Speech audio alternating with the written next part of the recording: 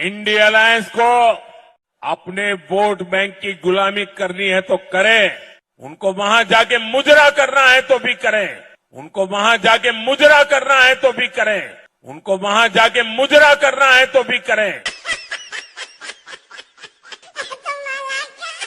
जवानी वाला परफॉर्मेंस अगर बिहार में दिखा देगी, जवानी वाला परफॉर्मेंस अगर बिहार में दिखा देगी तो लिख लीजिए गठबंधन को आराम से जिता देगी।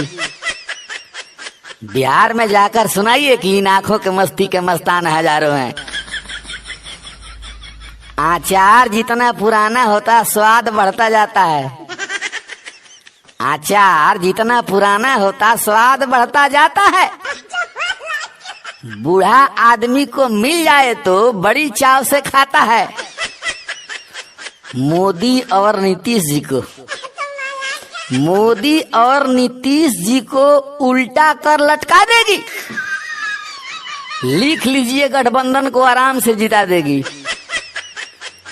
बिहार में जाकर सुनाइए कि इन आंखों के मस्ती के मस्तान हजारों हैं। कर्ज लेना और वो मरवाना कोई नहीं भूल पाता है।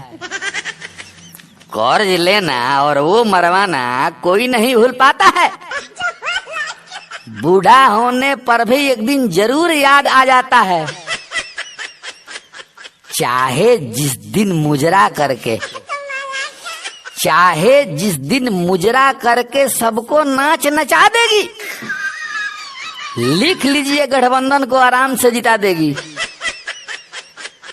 बिहार में जाकर सुनाइए कि इन आंखों के मस्ती के मस्तान हजारों हैं। मुजरा भी एक कला है भाई, सबके बस की बात नहीं। मुजरा भी एक कला है भाई, सबके बस की बात नहीं।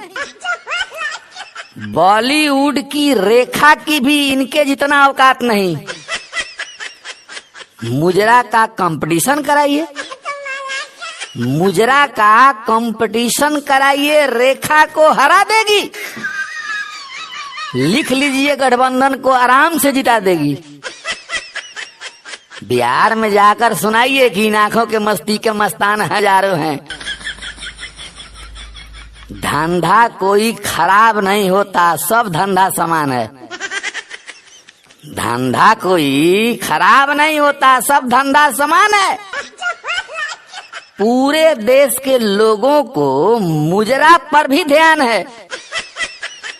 बिहार में जो चीज बंद पड़ा है, बिहार में जो चीज बंद पड़ा है उसको भी खुलवा देगी।